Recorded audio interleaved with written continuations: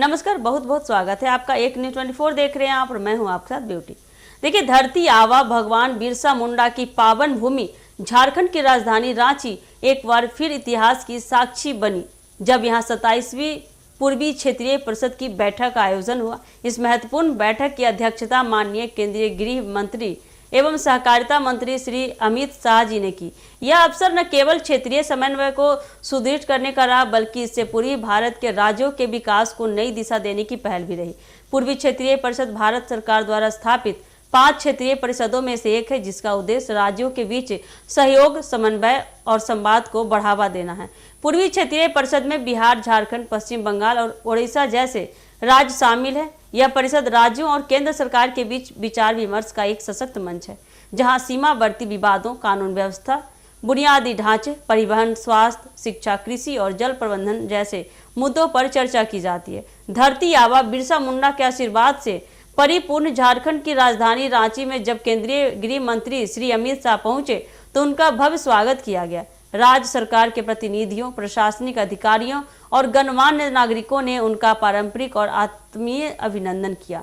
यह झारखंड के लिए गौरव का बात है, इतनी महत्वपूर्ण बैठक की मेजबानी उसे मिली। इस बैठक में केंद्र सरकार और पूर्वी क्षेत्र के सभी राज्यों के मुख्यमंत्री, राज्यपाल, वरिष्ठ अधिकारी एवं मंत्री शामिल हुए। बैठक में जिन मुख्य मुद्दों पर चर्चा हुई उनमें निम्नलिखित प्रमुख रहे हैं, जैसे कि सीमा विवाद और आपसी तालमेल, राज्यों के बीच सीमावर्ती क्षेत्रों में प्रशासनिक समन्वय और कानून व्यवस्था को लेकर कई महत्वपूर्ण निर्णय लिए गए। दूसरा है आंतरिक सुरक्षा और नक्सलवाद।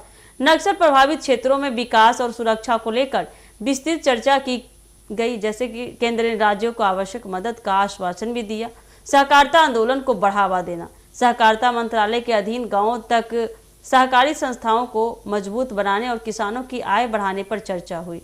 सड़कों, रेलवे और संचार के क्षेत्र में संयुक्त परियोजनाओं की समीक्षा की गई और केंद्र ने राज्यों को सहयोग का आश्वासन दिया। स्वास्थ्य और शिक्षा, ग्रामीण क्षेत्रों में स्वास्थ्य सेवाएं, स्कूल की गुणवत्ता और डिजिटल शिक्षा पर जोर दिया गया। जल प्रबंधन और आपदा नियंत्रण, राज्यों के बीच जल संसाधनों का साझा उपयोग और बाढ़ जैसी आपदाओं से निपटने के लिए संयुक्त रणनीति पर भी विचार किया गया। अमित शाह ने अपने संबोधन में कहा कि केंद्र सरकार राज्यों के विकास में भागीदार है, न कि केवल पर्यवेक्षक है। उन्होंने क्षेत्रीय परिषदों को संघीय ढांचे की आत्मा बताते हुए कहा कि इस मंच के माध्यम से केंद्र और राज्य मिलकर आम जनता की समस्याओं का समाधान करेंगे।